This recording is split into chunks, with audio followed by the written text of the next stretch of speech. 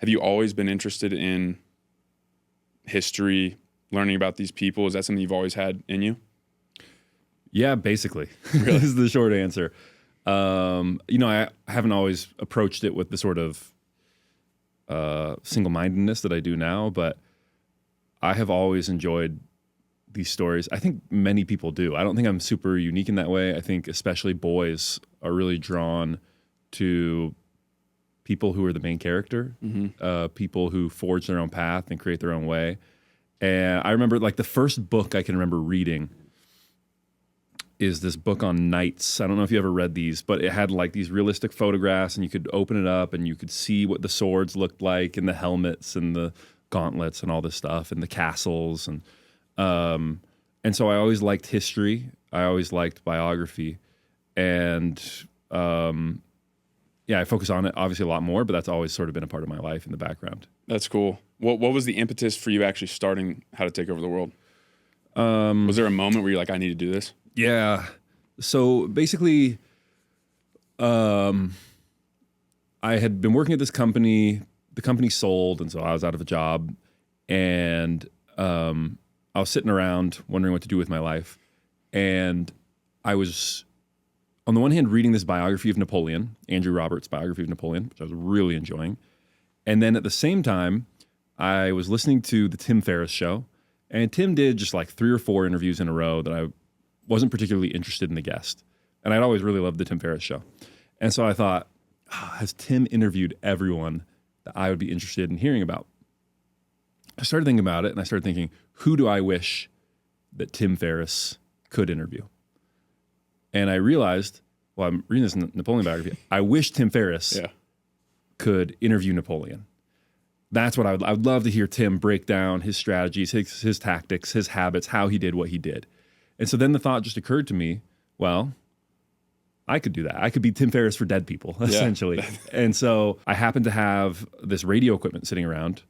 And so I was like, all right, well then I'll do this podcast. And so I basically had the idea and then cooked up the first episode in about a week. Really? Yeah. So there's a week gestation period between you. Yeah, and that included finishing the book, taking the notes. I had to record the first episode like 3 or 4 times because I didn't know how it was supposed to sound. And so first I just tried it just off the top of my head and then with some bullets. And eventually I learned that I needed to script it out. And I created the cover art and I came up with theme music and I figured out how to make a podcast all in a week. That's the insane. way I did, I would wake up, because I was so excited about it. I would wake up, I would roll out of bed, and I would literally like not shower, not brush my teeth, not do anything. I would just like roll out of bed and work on the show. And then I would work for like 4 or 5 hours. At some point, I would kind of burn out a little bit, and I would get ready for the day. I would like go brush my teeth or whatever, and then I'd get right back to it. And I think that's the kind of energy that you need, especially at the start of something, to kind of get it off the ground. Yeah, that actually, we were talking about Mr. Beast beforehand. That reminds me of some of the stuff y'all talked about, how he'll literally work like 14, 15 hours in a row for like however many days, and then he'll take a day off or something. Right. That's something that I've always more or less, I naturally do that because I find something very interesting and I'll dive down. But I used to think it was kind of a negative because I'm like, oh, well, why don't I be more consistent, or why don't I be more like level with my focus? Right. Do you still have that same energy, or have you like figured out a way to make it a little bit more rounded?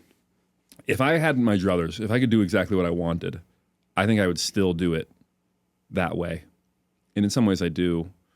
But now I have a wife and 3 kids. Yeah. So that's a lot has changed since I started the podcast. So I have to be a little bit more scheduled and a little more consistent and fit it around other people's wants and needs. But I mean, the truth is I have a few more constraints, but I still get most of my work done in these 4 and 5 hour sprints. So no, I can't just like roll out of bed. I have to roll out of bed and then go like grab a baby and do that kind of stuff. Brush your teeth. Yeah, exactly.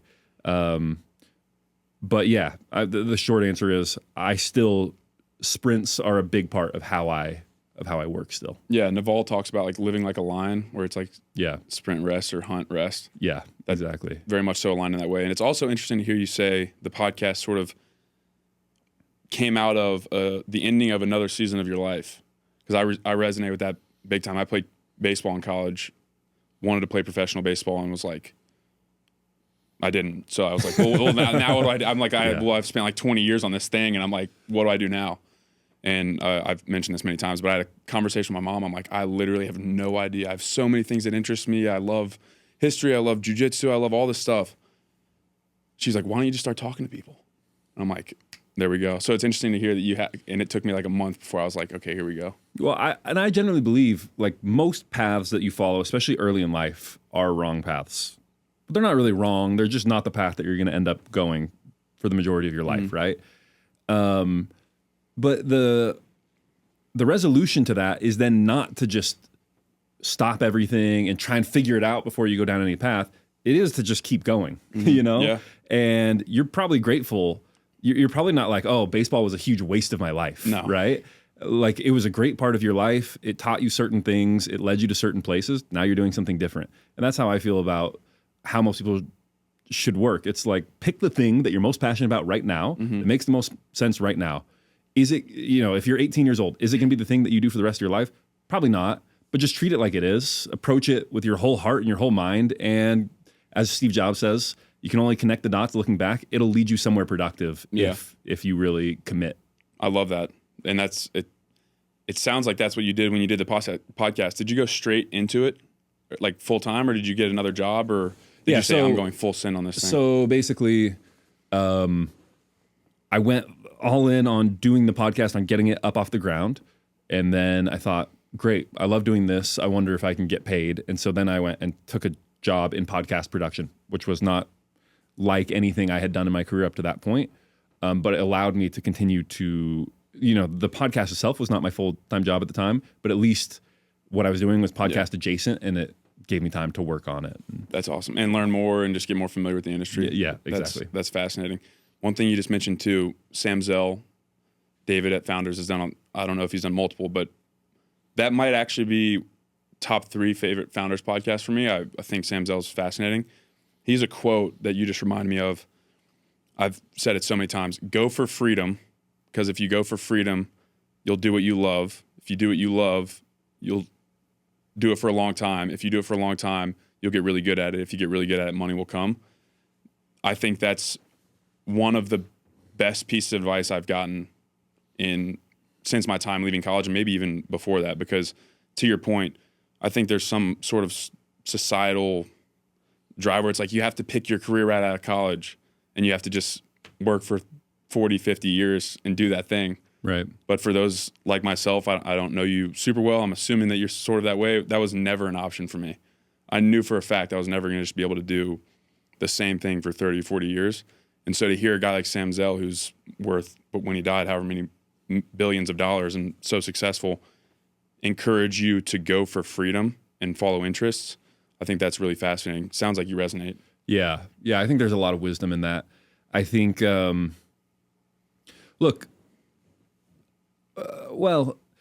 advice is always tricky, right? Because like you said, I think that advice makes a lot of sense for you. It made a lot of sense for me.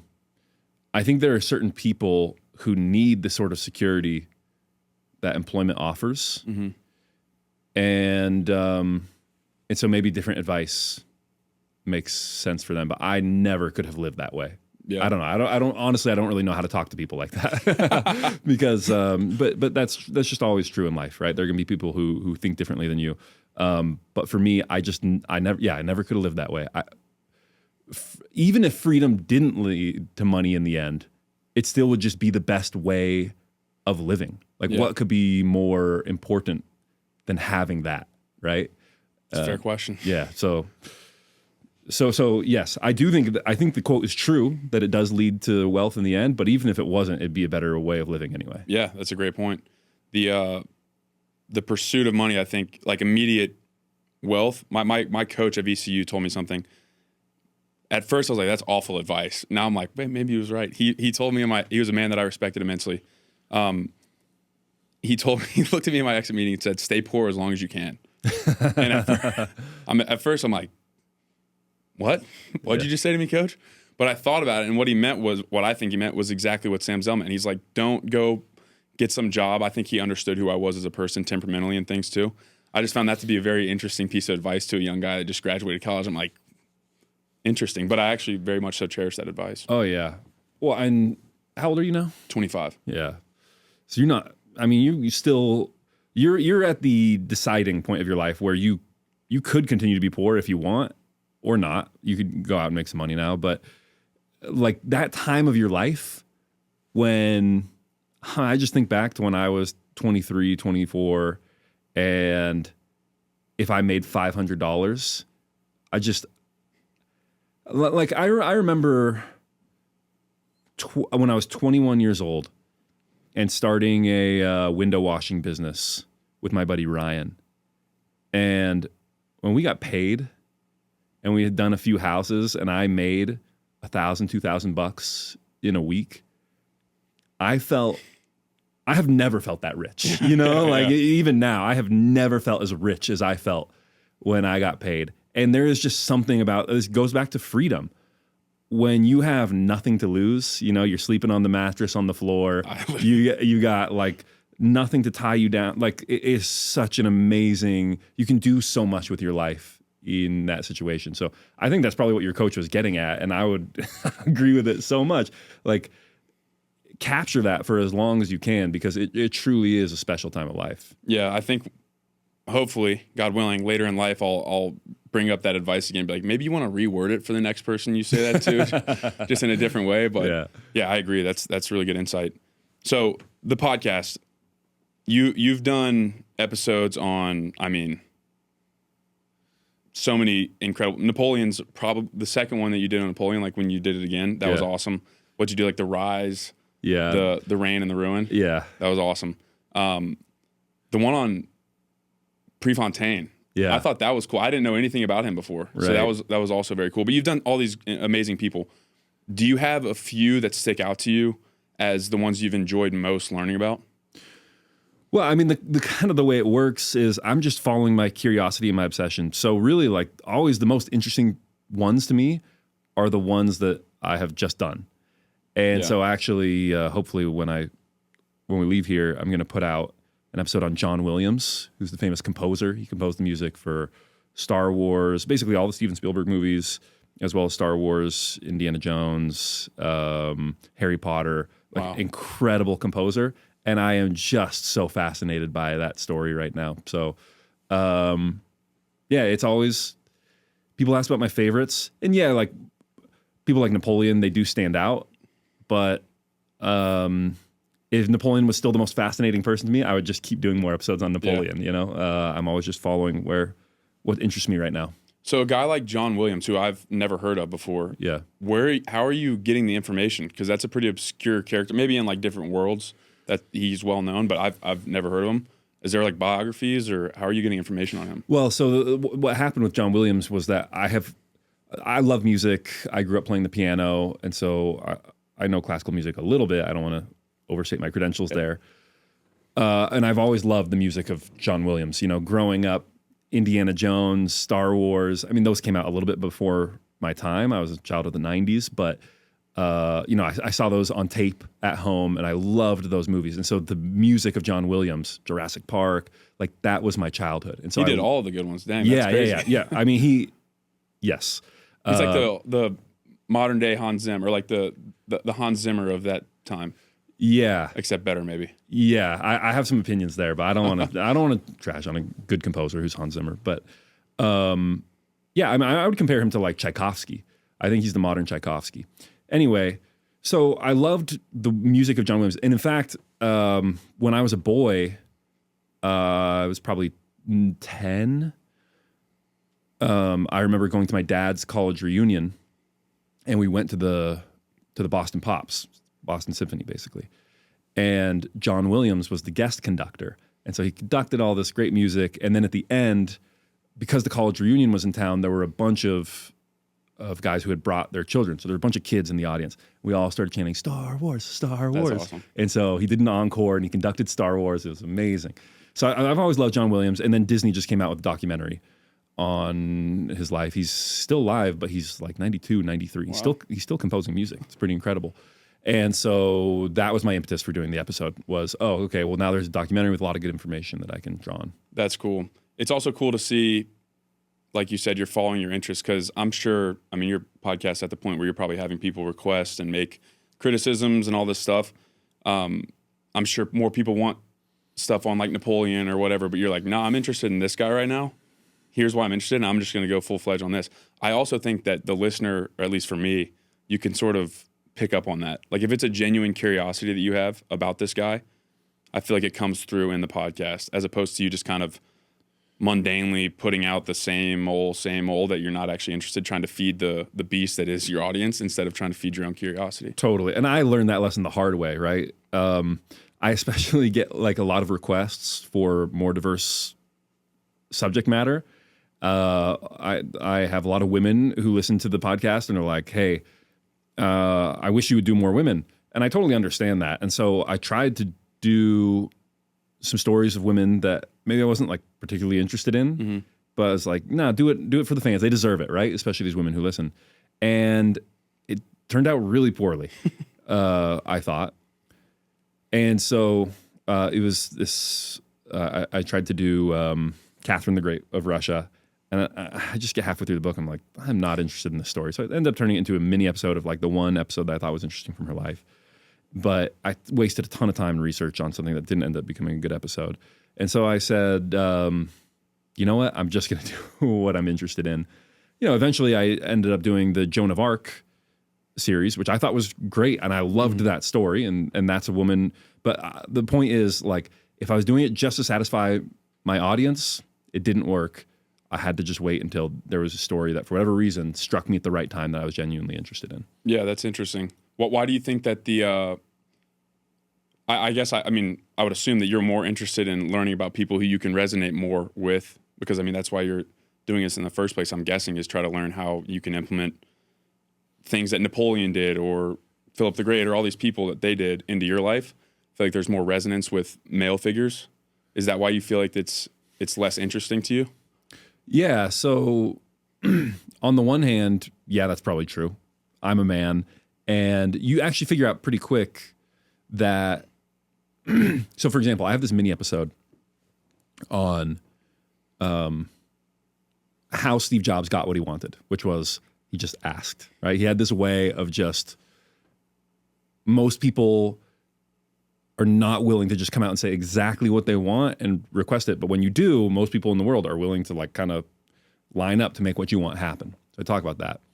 And this woman reached out to me and said, hey, I listened to your episode. I thought it was really good. And I tried it and it really did not come across well. It was received really poorly. And I think it's because I was a woman. And I think there's just a difference there.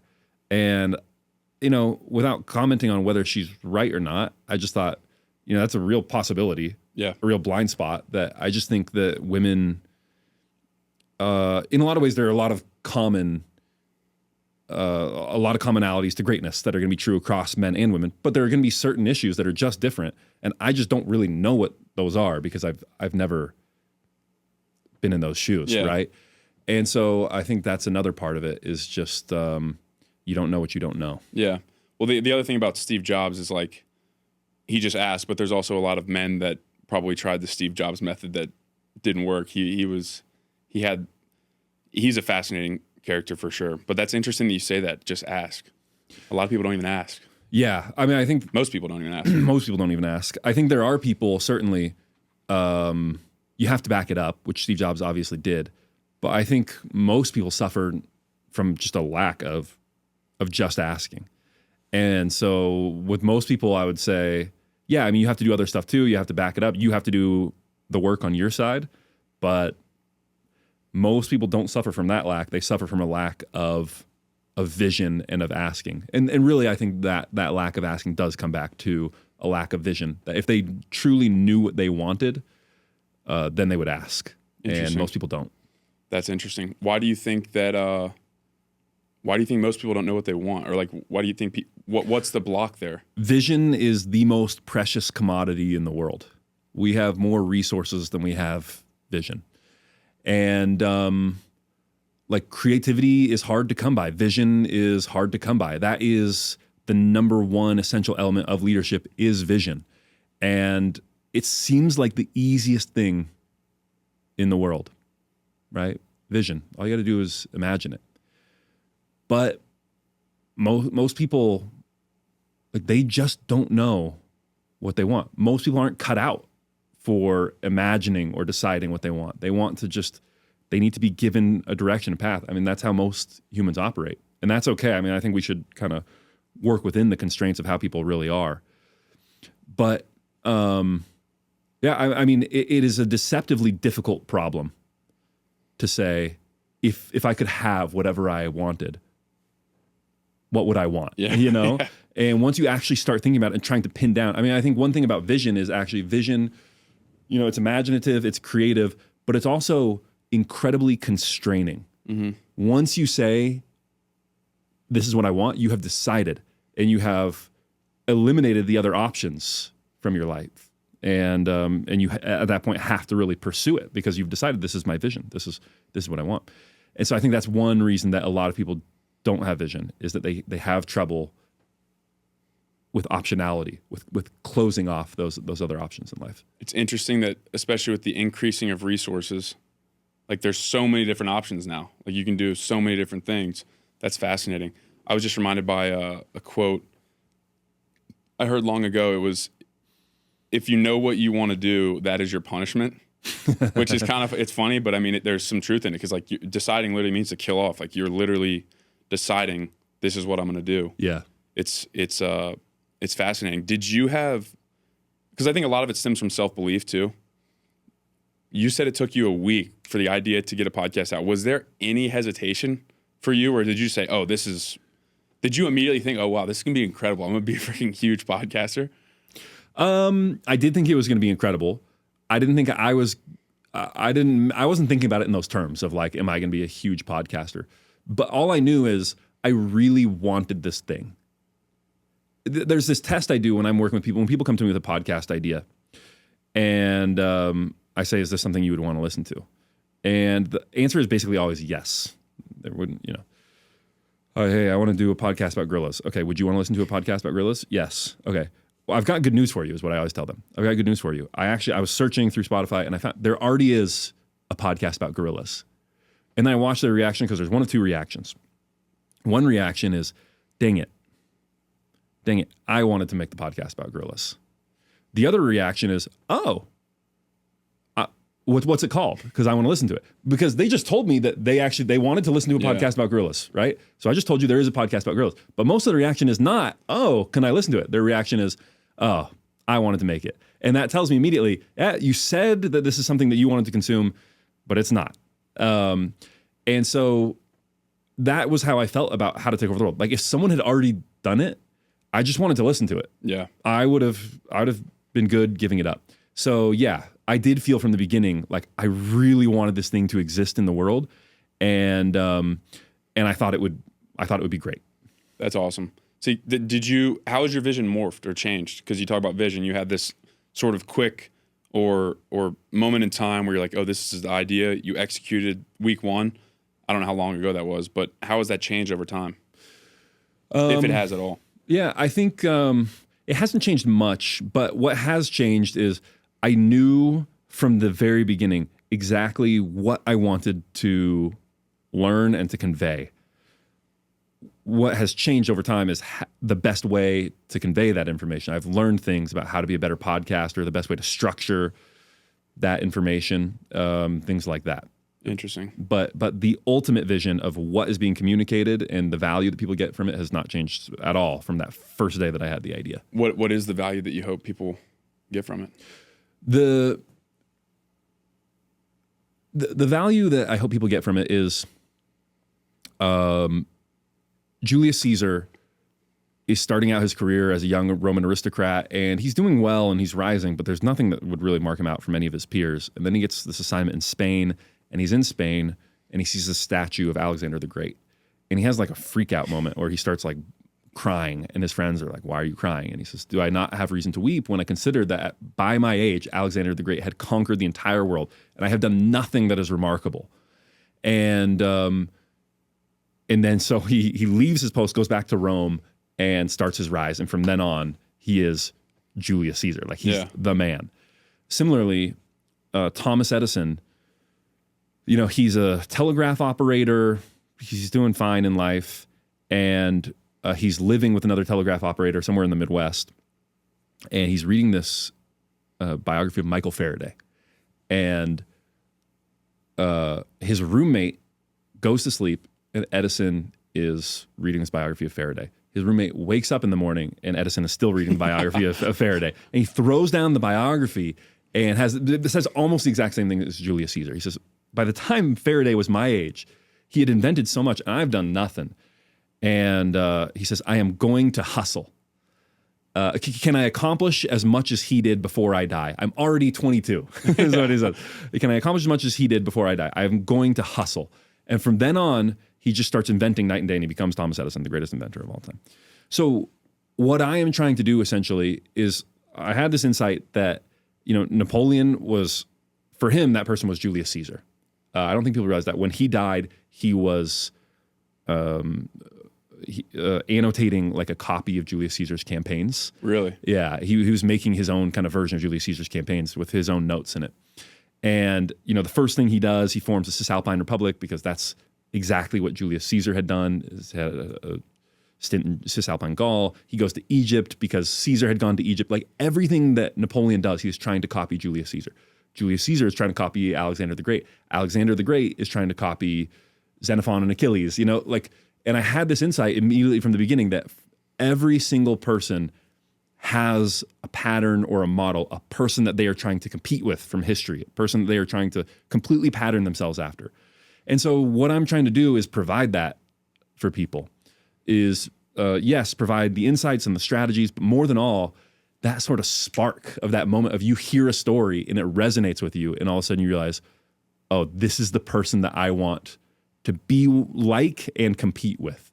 And so more than anything, that's what I'm trying to give people. That's incredible. I can actually feel the passion that you have for it. And no, I'm serious. Like it's the tangible thing. You can see that that's a genuine wish.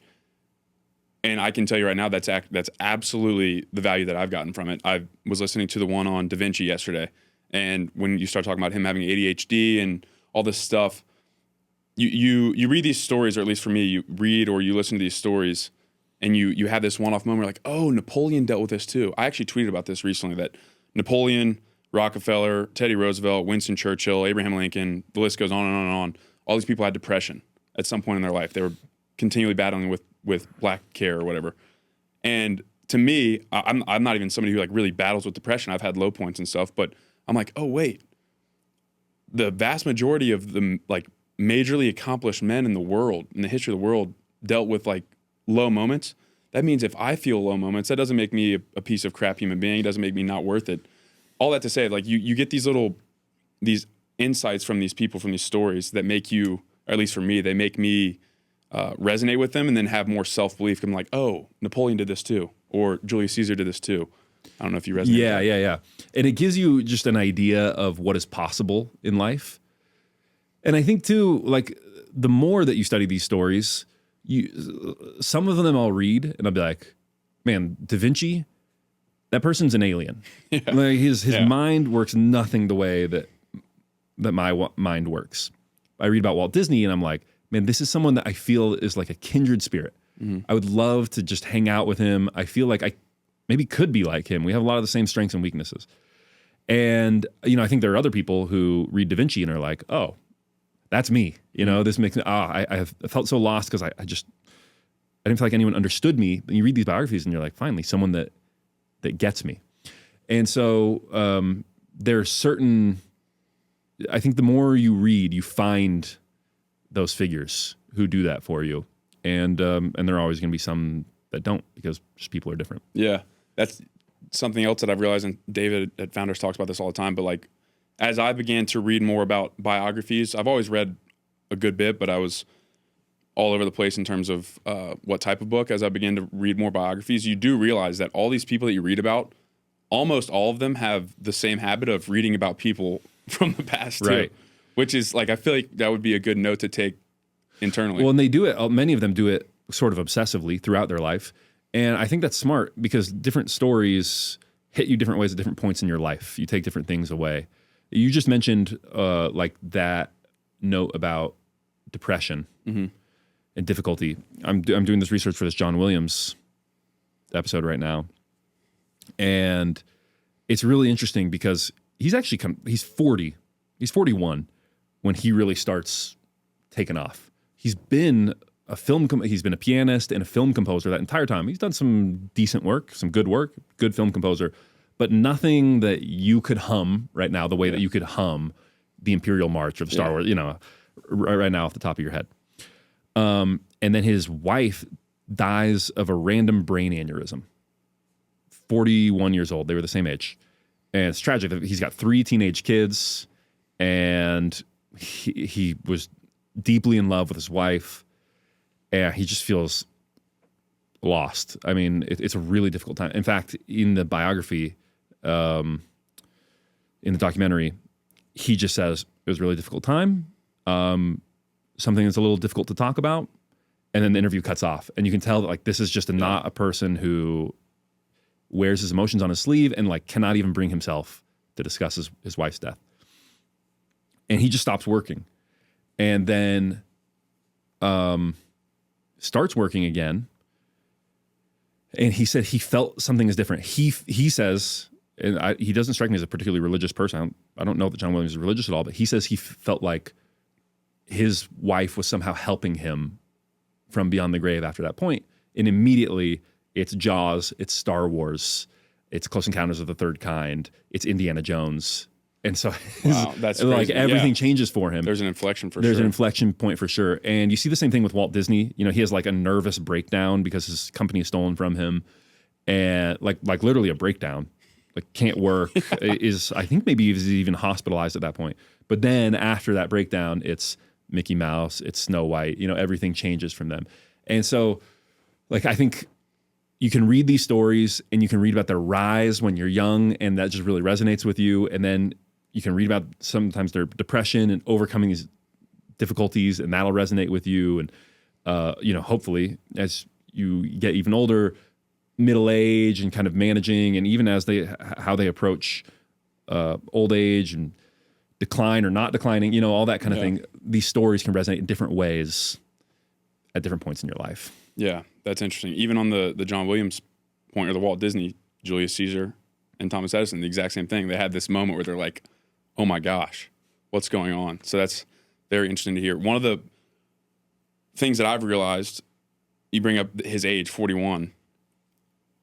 Dietrich Mateschitz, founder of Red Bull, Sam Walton, James Dyson, list goes on and on and on. The amount of people I think Estee Lauder was like close to 40 when she started her company. All these people started their massively successful endeavors pretty late, or a lot of them started later than we think they did. We think another example would be Genghis Khan. I remember learning this in your podcast about him. I'm like, I thought Genghis Khan, I'm like, oh, he was probably just Genghis Khan from the jump. Like he just came out of the womb and he was Genghis Khan and he was taking over the world.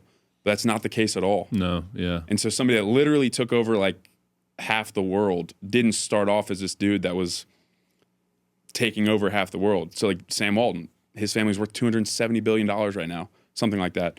And he didn't start his company until he was like 44. Right. So it's just this, for me as a young guy, maybe you can resonate as well. It's not like to take the urgency off, but there's like this element of like, okay, well, maybe urgency is good, but impatience isn't. Like, be patient. I think Dietrich Mateschitz worked at Unilever for like 20 years. Right. Doing the same thing. And then he's like, one day I'm going to start Red Bull. So it's just an interesting idea that you can learn something like that from studying these people. Yeah. Well, I think the reason for that is for many of them, they are craftsmen. They like really put on their hard hat and like pick up their lunch pail and go to work for 20 years. Like that's true of John Williams. This guy was essentially like he was composing for Lost in Space, the TV show, and Gilligan's Island. Like real kind of, as far as composing music goes, blue collar work. Like you're not doing anything fancy when you're composing for Gilligan's Island. You're finding the beats, you're putting in the comedic music when the guy slips on the banana peel, whatever. And the same thing can be said for many of these people. Like it can be said of Napoleon gets started quite a bit earlier. Yeah. However, he does have years of just learning the craft of being an artilleryman, of cannonry. Like this is someone who knew gunpowder and cannons and cannonball size and dimensions and just like the real craft of what he did. Anyways, the same can be said for many of these people. Like it's not just that suddenly at 35 or 40 or 50, they have this brilliant new idea. It's that they have been working on their craft for a long time. You know, I think many people, I mean, just think about someone like John Williams, right? This is someone who his art is transcendent. It takes you to a different place. And it's truly beautiful and really moving. And he doesn't get to that place by being a diva and thinking about transcendence. He just thinks about making really good music, you know? Yeah. And it's really the accumulated experience of just focusing on his craft for, at this point, upwards of 60 years that allows him to create transcendent music. I often think of, I thought a great example of this was, do you know the band The Killers? Yeah. I think they're probably the greatest rock band of the 21st century. Maybe you'd say Coldplay. That's Mr. Brightside, right? Yeah. So I went to a Killers concert, and the lead singer, Brandon Flowers, grew up in Las Vegas. And partially in Utah, but much of it in Las Vegas. And a lot of his music is about Las Vegas. And he comes out and he's wearing this jacket and he looks like a lounge singer that you would find in Las Vegas, right? And he gets to the end of the show and he's like, guys, I am so sorry. I have the flu and I tried to just push through and but this is the end of the set and I'm not going to be doing an encore. Like I just can't go on. Yeah. And I was like, dang, that is what made him great, is the fact that he's just a professional. You know, he grew up watching lounge singers, and he was just like, that's what I want. I just want to be a guy. He was committed to the craft. Mm-hmm. And I think that's like really common of great ones, is that like they actually don't think a ton about greatness and legacy. I don't know if you saw the quote of Mike Tyson talking about legacy, and he's like, I don't believe in legacy. I just... To the young reporter, yeah, too? Yeah, to the young reporter. It's like this young female reporter. You're like, holy cow, Mike. And like, so they don't think about greatness and legacy. Like they just think about their craft and doing an excellent job. And that's what leads them to have their legacy and leads to greatness and leads to transcendence and all these things. I'm reminded immediately of a quote or a part of your podcast about Da Vinci where talking about the critics focus on form and structure and all that stuff, and the artists focus on what type of paint that is. They're like, how can I get this type of paint? How do I get cheap turpentine? Exactly. So it's the exact same idea. Right. With John Williams. He's not thinking about transcendence. He's thinking about what do I need to convey? What instrument conveys what in this moment, and why does it need to happen? He's not thinking about, my song's going to literally be played for hundreds of years. Right. It's very fascinating to think about. I mean, I'm sure the list goes on and on. Steve Jobs is probably not sitting here thinking, I'm going to change the entire trajectory of the world for humankind forever. He's like, I just want to create an amazing product. Right. So it's very common. Because before they created the Apple computer, they were just, they went to the homebrew computer club, right? And so this didn't come off of someone like Steve Jobs, technologist. He always, of course, does have a vision of this is how things could go and this is how this could change the way we work and things like that. But like it really just came from making computers better at every step. And it led to what we have now.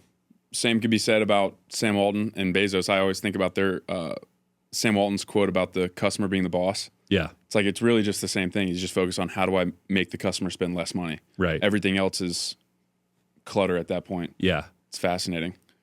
Is there any, I mean, this might be a tough question because there's so many people you've studied, but is there any 1 to 2 or 3 common threads that you could pull through the vast majority of the people you studied? Any particular characteristic traits or... Yes. Like the one people always bring up is they are all light eaters. And I've That's just noticed that. Yeah. And I think it actually just comes down to obsession with the light eating thing, that these are people that are so obsessed with what they do that they like can't be bothered to think about food. Yeah. But, and I do actually think that's that level of obsession. I call it compulsion or obsession or addiction, because I think people, when they talk about passion, they think that it's fun. But if you look at like Michael Jordan in the middle of a basketball game. Is he like smiling and joking around? Like, no, he looks like he wants to kill somebody, you know? Literally. And I think that's how most of these people look. Like, I don't think that they're doing this because they're like, it's such a good time. I feel like I'm riding a roller coaster. I'm laughing. I'm smiling. No. It's like they have a compulsion to do what they do. Like they can't help themselves.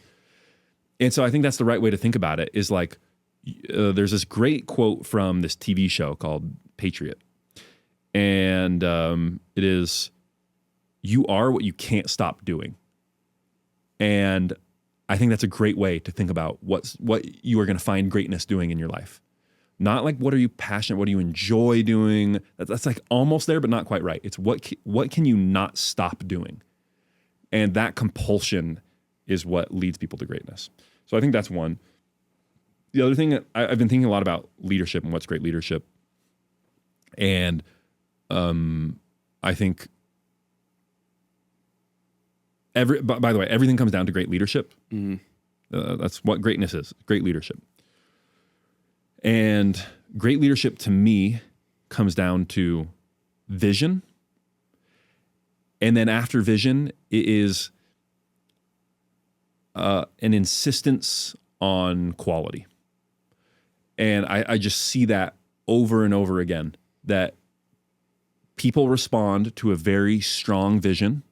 And if you can articulate that vision, and then you can hold people to a high standard of quality in carrying out that vision, then those are like the most essential elements to leadership. And yes, there's other stuff that goes into it as well, a lot. Like there's obviously an endless amount of material to be mined on how to be a great leader and how to achieve greatness. But if you get those two things right, if you have a really strong and a great vision and you really insist on the quality of what you do, you're going to succeed 90% of the time. Yeah, that's fascinating. The light eating thing is fascinating too. It's just one of those it's a thing that some people might just pass over, but then you realize, oh wow, literally 95% of the people. Tim Ferriss has a thing in Tools of Titans where he did like his in the front of it. He's interviewed I don't know how many people, hundreds of people that are all billionaires, high performers, etc. And one of the things that he noticed is that a lot of them use something to make them cool when they sleep. And then like 80% of them listen to the same song on repeat to focus. I'm like, that's such a subtle thing, but okay, well, if 80% of all these people that are doing this incredible stuff are doing that, probably be smart to take note of. Yeah. And you know, the thing with eating too, I think the thing to remember is like, these are people of often enormous appetites. It's not because they are like peckish by nature. So you look at someone like Napoleon and he is like thin as a rail. People actually, I think, mostly have the vision of him later in life when he was more portly. That's when he started losing, right? Yeah.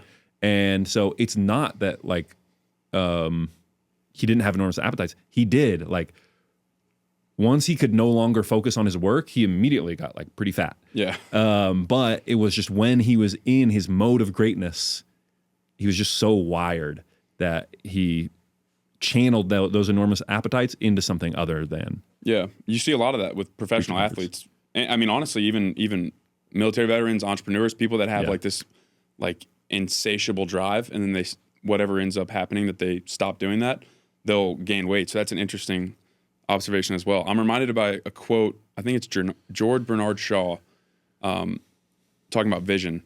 Maybe you've heard of it. The reasonable man persists in conforming himself to the world. The unreasonable man persists in conforming the world to himself. Therefore, all progress is determined by the unreasonable man, or something like that. It depends on the unreasonable man. Have you ever heard that quote? Yeah. That's a great one. I think it's so true. Imagination rules the world. Napoleon. Like, yeah, you see this again and again. Yeah, and I love that quote about the unreasonable man because there's this phrase I came up with, which is strategic irrationality. That great leaders all have strategic irrationality. And what I mean by that is, so like if you look at Apple, I knew a guy who was like a high-level engineer for Apple, and he had been working at some other very prestigious companies. And I said, why'd you go work for Apple? And he said, because when you crack it open and you look at the insides, it is just so beautifully made. And he's like, as someone who loves engineering, like you just love that. You just love that someone's thinking about the screws on the inside of the computer where no one will ever see them. They're committed. And so it's like, if you think about like one of my great favorite stories is, what was it, the founder of Costco, Jim Senegal. Yeah. The hot dog combo is $1.50, right? And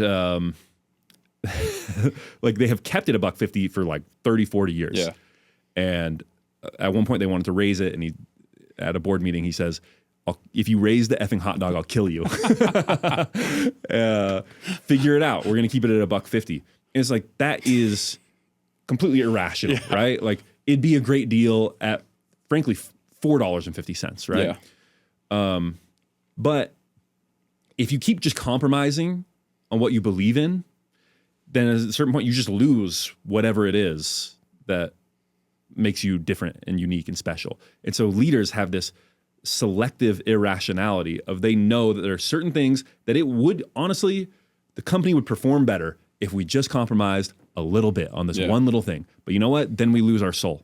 Another great quote. I can't remember who said it, but the founder is the soul of the company.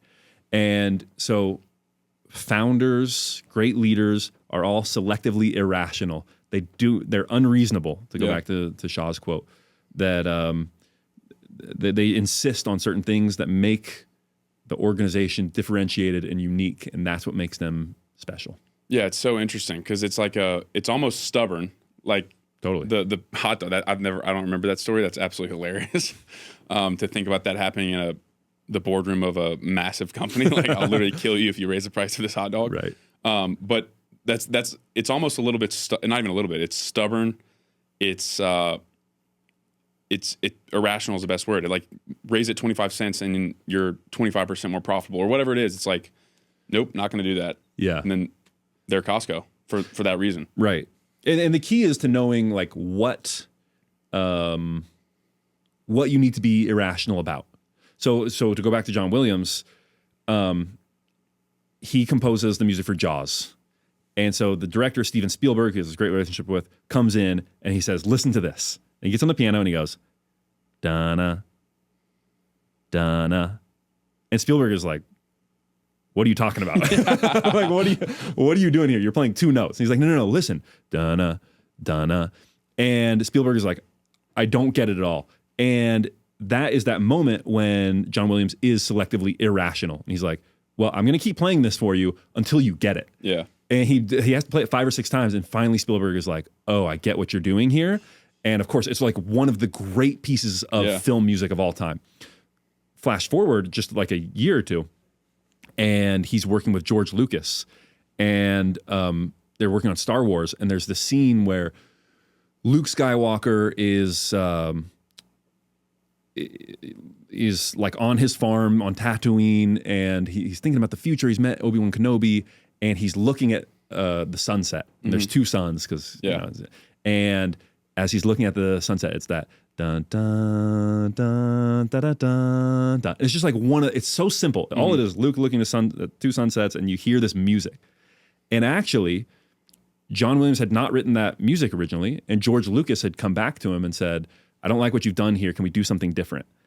And in that moment, John Williams had said sure, and had changed the music, and that's what led to this really great music that makes the moment. And so it's like knowing when to be stubborn, when to be irrational, when to insist on doing things a certain way, and when to be flexible and when to be willing to change is like kind of the whole key to great leadership. Yeah, that's interesting. Yeah. How do you think people cultivate that? Like, how do you is that a skill that people are born with? Because I totally agree with you. There's like nuance. It's like paradoxical almost. Like, you have to be so stubborn, but you also have to be open-minded and have advisors. But like, how do you cultivate that ability to choose? Do you have any insight in that? So I think 2 things. One is part of it is just experience. Like, if you actually look at early Steve Jobs, he's insisting on a lot of things that like you just don't have to insist on, right? Like one, he insists that his computer cases be perfectly square, and just making something perfectly square is really difficult, and it doesn't add anything, and it adds a ton of cost, and it's just something stupid to insist on. And those are the things that he ends up learning in his second stint at Apple that like, hey, actually, I do need to be flexible on some things. So I think part of it is just experience. And that's one of those things that like you learn as you get older. And then another thing I think is it comes back to vision, is that if you know what you're trying to achieve in the end state, then you know that like, all right, there are certain things that just cannot be compromised in order to achieve that. And everything else you kind of can be flexible on and figure out. And so if you can have more clarity around what that vision is, then it makes that process a little bit easier maybe. Although I do think in the end, it is what we're saying. Like at the end of the day, it's one of those things that I think it does come with reps, with learning, with experience, with just doing it for a long time. You learn where you should have flexibility and where you should insist. Interesting. The other thing I was thinking about in terms of cultivating something, talk about vision. It's obviously very important. You know this, you've mentioned it. How does you mentioned that most people don't have vision or most people don't know what they want. I think Jordan Peterson said something like, you can have what you want in 5 years, but there's two conditions. Number one, you have to know what it is. And number two, you actually have to aim at it. Right. But like it's just it's a very difficult thing. So how do you think, from what you've studied and what you've learned from these people that have had vision and articulated that vision and brought people on to believe in that vision, how do you think somebody can go about creating a vision and like actually being convicted in that vision? Yeah. What I would say is, again, it goes back to the optionality thing. I think people want to keep their options open. And I think what I would just tell people is just pick the thing that makes the most sense and make that your North Star.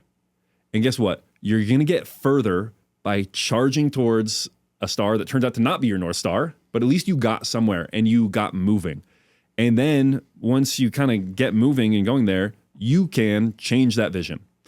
But the point is, like, you're better off just deciding on something and going after it as if it was everything to you, as if you really did have that conviction, even if maybe you're thinking, I don't know, like, this sounds nice. Yeah. Like, I think this makes sense, Yeah. but I don't really know. It's like, you know what? If you just decide that, no, this is everything to me, I'm going to pursue it with everything I have, then you're going to get further than if you, and changing your mind later, than by waiting and waiting until you have 100% certainty, which you're just never going to get to anyway. Yeah. That reminds me of some graphic I saw recently where it's like 3 bow and arrows and an archery target, and it was like 95% of people, and the bow was pulled back and there was no fired arrows because nobody even shoot. Like, most people don't even shoot. Then it was like 4% of people, and they shot once and they missed. And then it was 1% of people, and it's just like continually pulling back the bow and just shooting. One of my favorite ideas I've ever learned, a performance coach came to us at Virginia Tech, and we had him like 2 years in a row. I don't remember pretty much anything he said to me either of those 2 years except for this one thing, and it's the start that stops most people. I absolutely love that. It's so simple, but it really is it's just like the barrier to entry is what stops most people from even trying, which is interesting. I believe you're correct in your last statement that you just literally have to pick something and keep going. It's the road will, what's the word? My buddy Noah Heisman, who's an author, he would say that you enter the forest where there is no path, and the path will like reveal itself essentially. Right. So that's sort of the same idea. Totally. I mean, John Williams really started, he went to Juilliard and he studied piano performance, and he was going to be a pianist. And he figured out pretty quickly, like, oh, I'm no Van Cliburn, and who's one of the great, pianists of the 20th century. But guess what? Going down that path led him to composition, which he was truly great at. And so it's like, yeah, I mean, maybe this isn't the thing, but you find it. Yeah, absolutely. It's funny that do you do the production of your podcast, like with the musical additions and stuff like that? Yeah. Okay, it's funny now I'm drawing this conclusion that like it makes sense to me that you're into music, because I've always noticed that's very high quality. You'll put like good music right when it needs to happen. Yeah. So it makes sense. And I wrote that song, even though it's very simple. I'm gonna show you. Did you really? Yeah. That's one of the best. That's another thing. There's 2 podcast intros that I think are the best. One of them's my buddy's. I think that's a phenomenal intro. Thanks. Yeah. Did you just cook that up yourself? I just cooked it up in GarageBand with a little No way. MIDI keyboard. Yeah. Dude, that's epic. I did not know that. Yeah. With what is it, Mike Tyson and then It's Muhammad Ali? It's Muhammad Ali It's Winston Churchill and it's Conor McGregor. Yeah. What's the Winston Churchill? This was our finest hour. That's awesome. Very cool.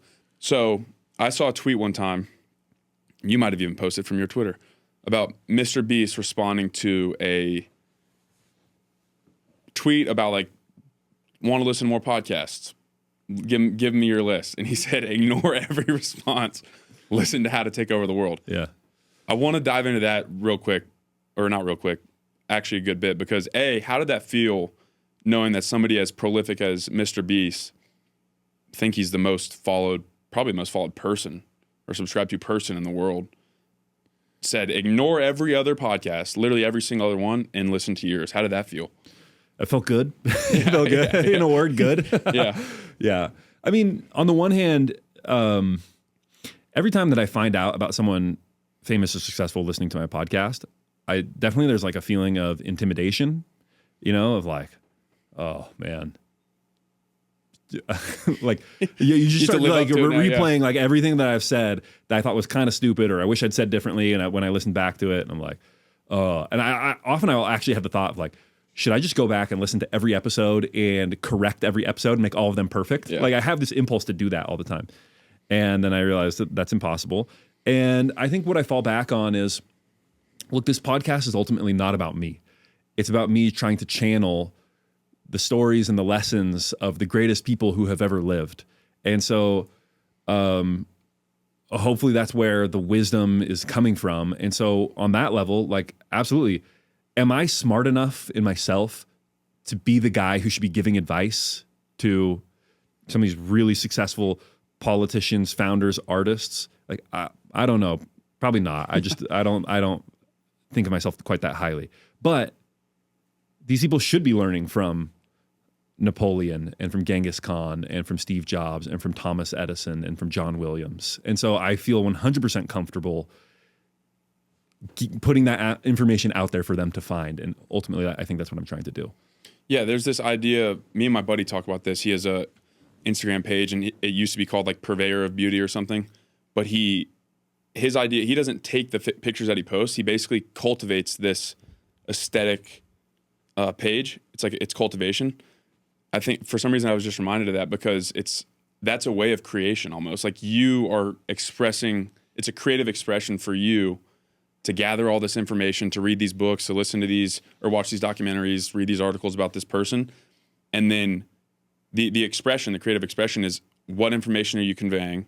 How are you conveying it in a way that makes these people whose time is extremely valuable, and I'm sure they have people pulling them all over in many directions, that they're like, you know what? Ben does such a good job with this because of X, Y, and Z that I'm going to give him my time. So that you might not be creating, like you're not Napoleon. Right. You didn't even write the books that you got the information from, but there's still this creative expression in that. I don't know if that makes sense to you. Yeah. I don't know if I'm articulating I think well. There's like, creativity is much more about cultivation and copying than people think. Yep. Like even just look at where we live, the United States of America, right? And if you look at America, like America is just a copy of Rome.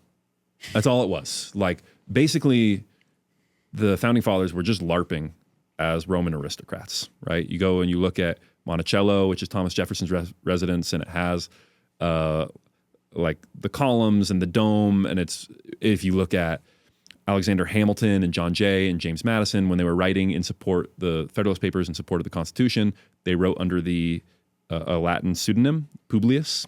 The people who were actually writing against them, I think they wrote under Brutus, another Roman, obviously a Roman sort of anti-monarch. We have a Senate, just like the Romans did. We have an assembly, the House of Representatives, just like the Romans did. If you look at the Supreme Court, that is basically like a 100% Roman building.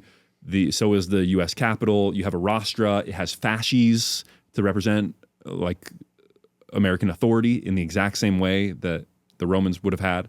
Like we were just like, yeah, let's just copy Rome. And that led to not just a copy of Rome, but something completely new and exciting. And Thomas Edison was just copying Michael Faraday. Napoleon was just copying Julius Caesar, but they created something completely new. Kobe Bryant was just 100% copying Michael Jordan. Yeah. To the T almost. To the T. Like just 100% stole his moves, even did the tongue thing from time to time, And no one is like, oh, therefore Kobe Bryant doesn't count, his career sucked. Yeah. No, it was something new and beautiful in its own way, even though all he was doing was 100% following in someone else's footsteps. So I think that there is a lesson there that like great creativity, it doesn't really come from doing something completely new. It comes from cultivation and it comes from copying. Yeah, there's another idea that I love. It's champions act like champions before they're champions. So if let's use Michael Jordan as an example, if he waited till he had 6 rings to act like Michael Jordan, he would have never gotten 6 rings. Or if he waited till he had 6 rings to act like a guy who had 6 rings, right, then he would have never got 6 rings. Right. Tom Brady, same thing.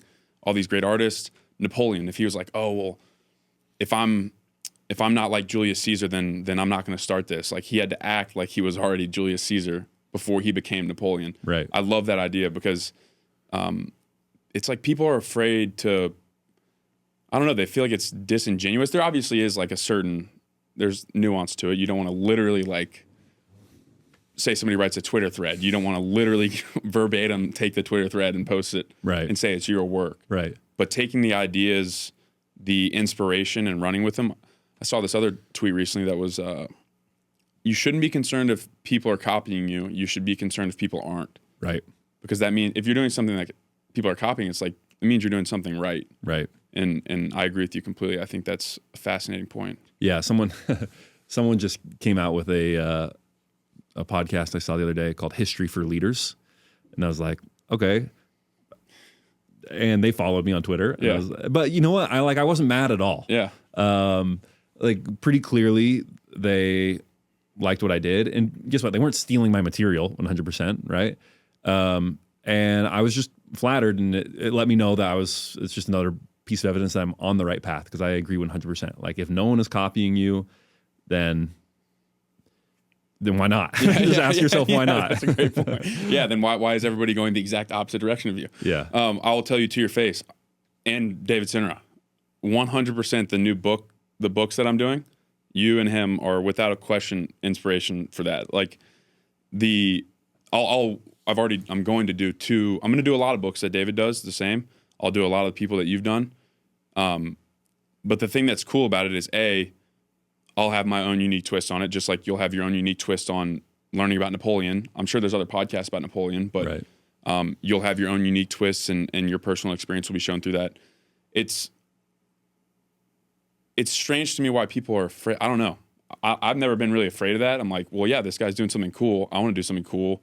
I like what he's doing. I'm not going to actually like say the exact same words as you. Right. But I'm going to use it as inspiration. I think that's how, realizing that, I think, is a huge green light.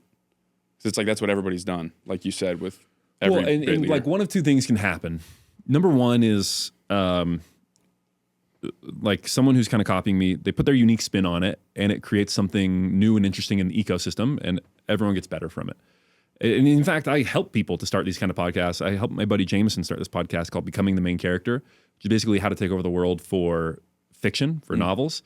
And it's great. I mean, I love that podcast. I think he's done an incredible job with it. Or like there's a world in which someone just comes along and does my podcast, and they do it exactly how I do it, and it's the same idea, and they just do it better than me. And it gets 10 times as big, and they blow me up.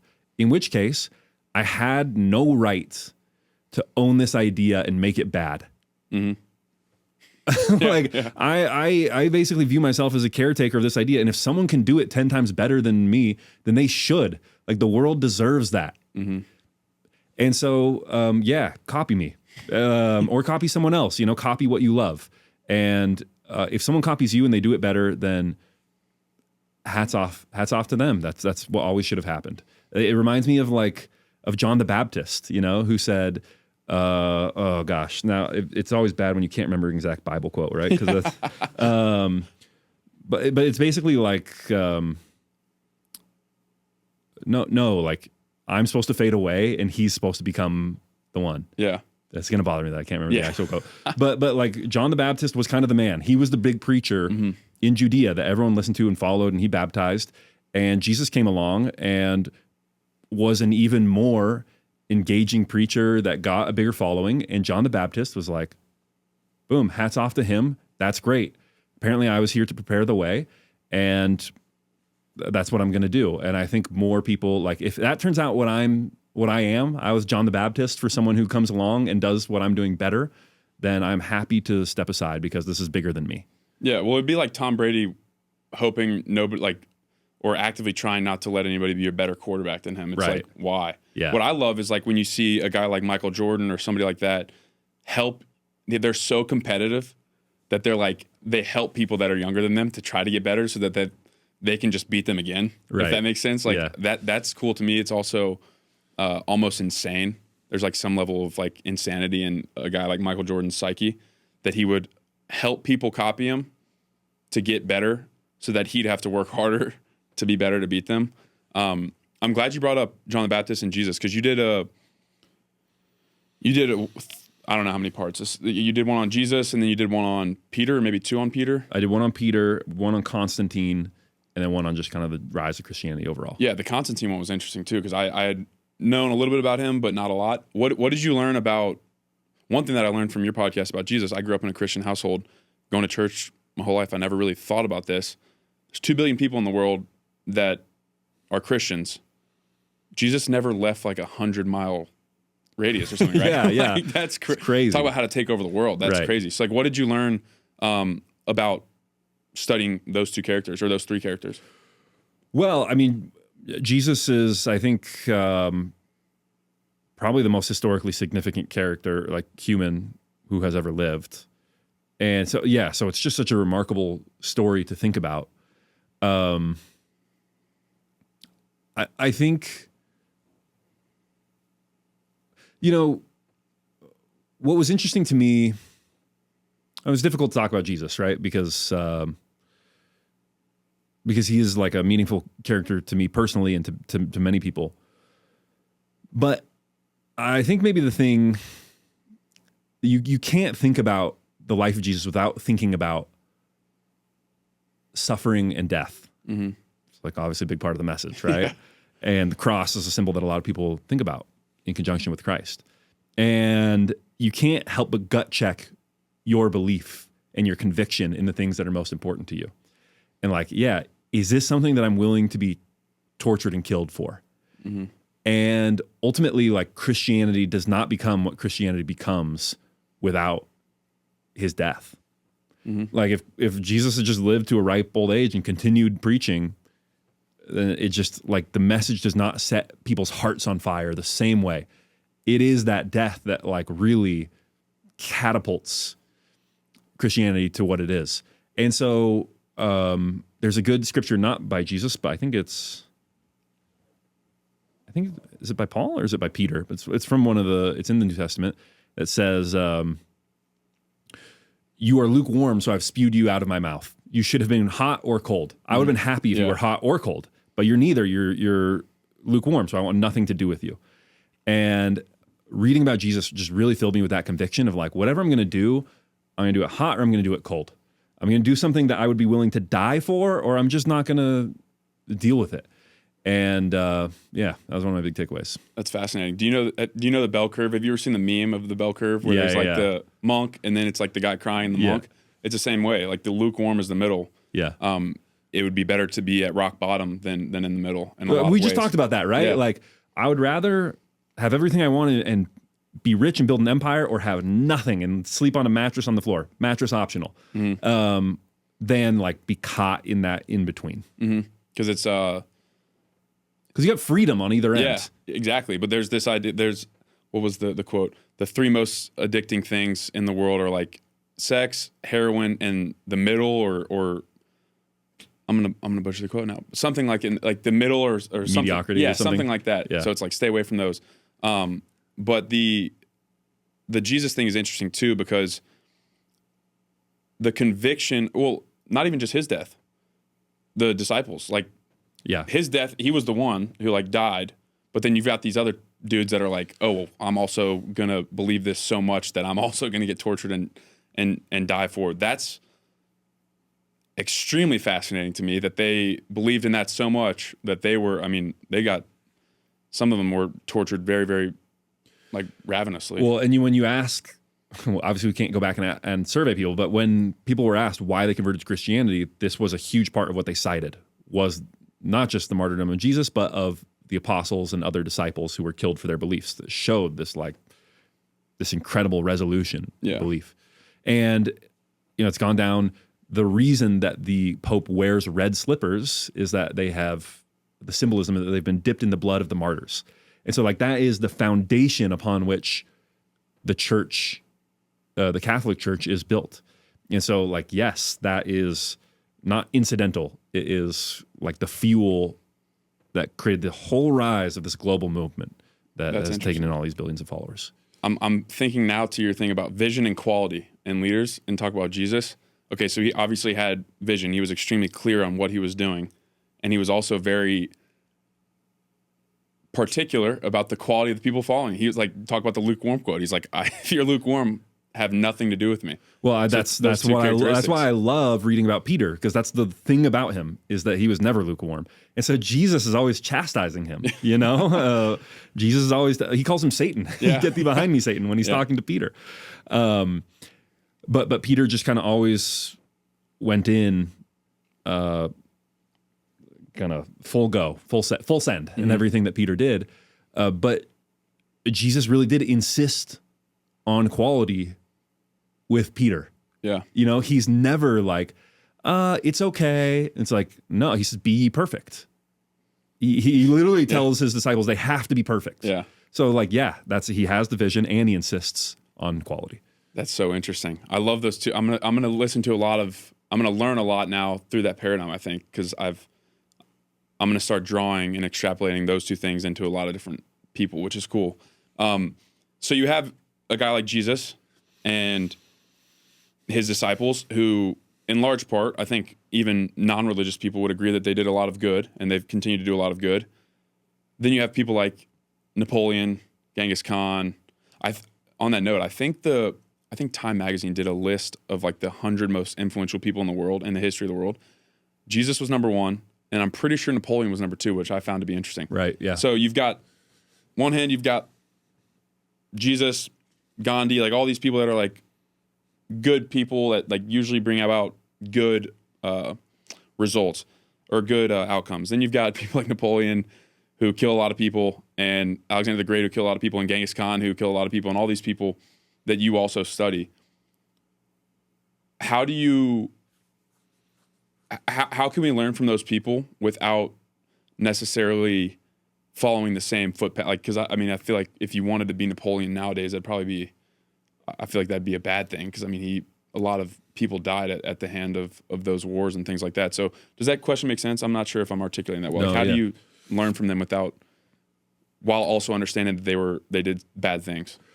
Well, on the one hand, I think even if you wanted to learn the bad lessons from Genghis Khan and Napoleon, you couldn't. Those paths are kind of closed to people today, for good or for bad.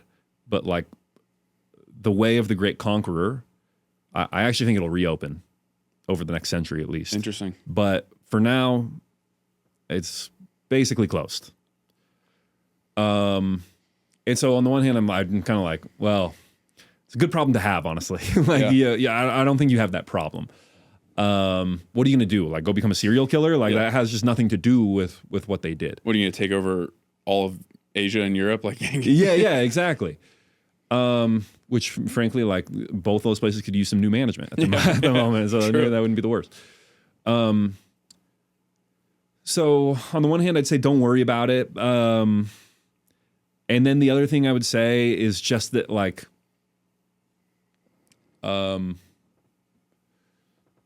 I think, I think that when you look at certain nations excel at certain things, and certain nations produce great artists. I actually think America doesn't produce that many great artists. Yeah. Certain nations produce great warriors, and America produces great entrepreneurs. We have just always, since Benjamin Franklin, we've had these great inventive people. And so I think if you look at someone like Alexander Hamilton, And Hamilton was the same person as Napoleon. I was like, it blows me away when I learned their stories that both were shorter, Hamilton was a straight up redhead. Napoleon had a little bit of an auburn tint to his hair, not quite red, but okay, reddish hair. Both were artillery officers, brilliant artillery officers. Both had like a love of kind of foreign conquest. Both were voracious readers. Both came from a small island off the coast of the country that they would come to call their homes. Like they didn't they both come to notoriety as well for writing? Yes, Didn't yes. they both write pieces of content? Alexander Hamilton writes this article about the hurricane that comes to his island, and people read it and are like, "Oh, this guy's amazing." Similarly, Napoleon writes this essay about the French Revolution that gets picked up and gets noticed by the government in Paris. So, like, they're the same person. But with Napoleon, that gets channeled into European conquest. And with Hamilton, that gets channeled into the creation of a new constitution and a new government and the creation of all these civic institutions. And so it's like, it's that same energy. They were tapping into the exact same thing, but it looked very different in America than it did in Europe. And so I think if you can tap into that energy of Julius Caesar or Napoleon or Alexander the Great, like, in an American context, I think it's just going to be more peaceful and more productive than it would in other contexts. So I don't worry about it that much, especially and for people, for an American audience. No, that makes a lot. I've never thought about it that way, but it makes a lot of sense. Channeling the same energy, but in the contextual domain of America or even Europe nowadays or wherever else, that makes a lot of sense. I'm glad you brought up Alexander Hamilton. I think I heard you say that George Washington, Ben Franklin, and Alexander Hamilton are like the three most important founders of America. Yeah, I think of them as the indispensable founders. Okay, so that's interesting because I grew up in America. I've always loved history. I don't remember learning that much about Alexander Hamilton. Yeah. But George Washington, Ben Franklin, Thomas Jefferson, I do. Why not Alexander Hamilton? Why do you think he's been? Because he was a controversial figure from adolescence until the present day. Yes. Alexander Hamilton has always been very controversial. He was something of a monarchist. Again, like, he had the same kind of disposition as Napoleon, he was a liberal. Napoleon, he was a revolutionary, but he also had this, as was Hamilton. Like, Hamilton was a big abolitionist. Like, he had these liberal sympathies, but both of them were very smart and had these monarchical tendencies of just like, I'm really smart. I can run things really well. I think you guys should just give me all the power and let me kind of figure things out. Yeah. Which is basically what Hamilton did. I mean, he was really, puppet master is maybe too strong a term, but like, he was kind of the young hotshot behind Washington who was creating the government and setting all the policy. And he was frankly really the one running the government behind Washington. When people say that Hamilton was the greatest founding father to never have been president, I'm always like, yeah, kind of. Yeah, like with an asterisk. Yeah, like, he kind of was president, frankly. George Washington was just like the figurehead, like the people. Figurehead is like maybe too strong, right? But they had this relationship where it's not like Washington was an unwitting partner in this relationship. Like, he knew he didn't want to be in the details of policy. He kind of wanted to keep his hands clean and stand above the fray. And Hamilton was the one who was going to get his hands dirty and really govern and figure out how to do this. And so Washington allowed Hamilton to do things that he couldn't have done without this figurehead that everyone respected in Washington. And Hamilton allowed things that Washington never could have done because he was willing to. He was so smart. He was just so smart, and he was willing to figure it out and get his hands dirty and do what needed to be done in order to govern effectively. Anyways, so they both had this like monarchical tendency, both Napoleon and Hamilton. And anyways, so what were we talking about? They're the same person. Well, I just wanted to ask about Alexander Hamilton. Why I think he's indispensable. Why he's like forgotten, but like So he was monarchical, and he advocated at the Constitutional Convention for a constitutional monarchy, like Britain had, and he very much was in favor of a muscular central government and of the upper classes and of American greatness. And he actually wanted to invade South America and like make it an American colony. And like, So this is someone who had like he was considered very right wing, very imperial, very elitist, like he's very controversial. Yeah. Thomas Jefferson was They hated each other. hated right? each other, Yeah. hated each other, because Jefferson was very kind of pro-democratic, very leftist, Agrarian, like wasn't very he? agrarian. Yeah. And maybe it doesn't make sense to talk about leftists in quite the same way. It means a very different thing now than it meant back then. But he was very controversial at the time. He made kind of a comeback in the late. So Jefferson, when he gets in power, he kind of reconfigures the whole government, and Hamilton is like kind of taboo. Okay. Hamilton's legacy kind of comes back in the second half of the 19th century, when you can think about like that's kind of the creation in the post-Civil War. It's kind of the creation of the first American empire, right? Mm-hmm. That's like Teddy Roosevelt invading Cuba, invading the Philippines. It's Carnegie and it's Rockefeller, and it's the creation of American industry and people. It's the Mexican-American War, which is the one war we fought, where we're basically like, yeah, we don't really have a justification for this. Like, we just want your land and you're going to give it to us. Like, that is America in the second half of the 19th century. And so then this legacy of Hamilton comes back in a big way, where people are like, maybe Hamilton was right. You know, like a lot of this stuff made sense. And then FDR comes into power and again kind of reconfigures government around very democratic, very leftist principles, very socialist. And actually, there's this thing, you've heard of the Red Scare, right? That's when people are really scouring the American government for communists, and they have these lists and they're kicking people out of government who are communists. There's something that happened before that called the Brown Scare, which is people get very scared about fascists in American government. This is under FDR. And so they're really trying to identify right-wingers and kick them out of American government. And one of the things that they identify people on is if they're big fans of Alexander Hamilton. Really? Yeah. So if you have biographies of Hamilton at home, like that was grounds to be kicked out of the government. So there's like this purging of Hamilton's legacy from the government during FDR's time. And so I think that is really why you and I did not grow up hearing a lot about Alexander Hamilton, is a certain faction of the American government, of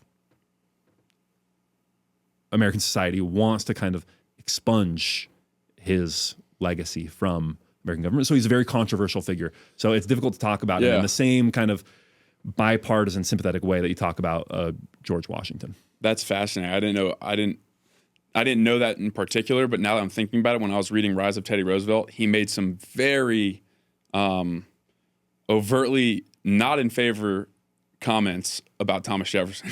He was like very anti-Thomas Jefferson, and then FDR, his cousin, is very right. It is kind of funny that they're from the same family, but Teddy Roosevelt calls he doesn't call him the greatest American founder, but he calls him like the most significant or something like that. He's a huge fan of Hamilton, and not he has a fan at all of Jefferson. Of Jefferson, yeah. So like that is the time period where Hamiltonian government kind of comes back. And you think about Teddy Roosevelt, and he is kind of like an imperialist, a monarch, 100%. Like someone who wants to take charge. Wanted to take land. He thought that like manifest destiny, taking the West, speak softly and carry a big stick.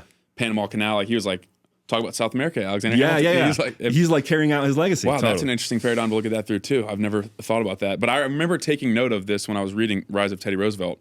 I'm like, dang, I don't remember the exact comment. I'm like, this guy really did not like Thomas Jefferson. There was some serious distaste here. Right. And it makes sense now that you say that, because there's a lot of similarities between, also now that I say it, Napoleon, Teddy Roosevelt, a lot of these people had similar tendencies.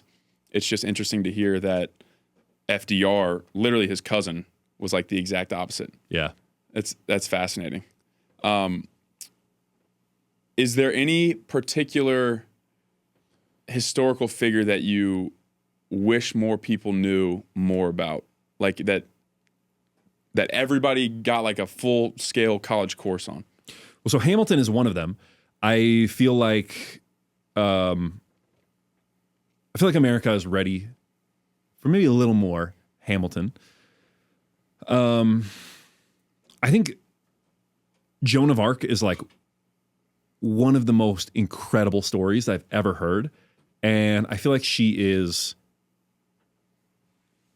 kind of like, you hear about her, you hear the name, but when I was taught history growing up, like I did not hear in depth the story of Joan of Arc, and I think I know the reason why, which is like it really forces you to reckon with the supernatural. Like there's just no way to read that story and have a completely materialist view of everything. Like you don't have to believe in God, but you have to believe like something really weird is happening here. So Joan of Arc is another one of those that I wish people knew better. From like a entrepreneur's standpoint, Edwin Land, Polaroid, great.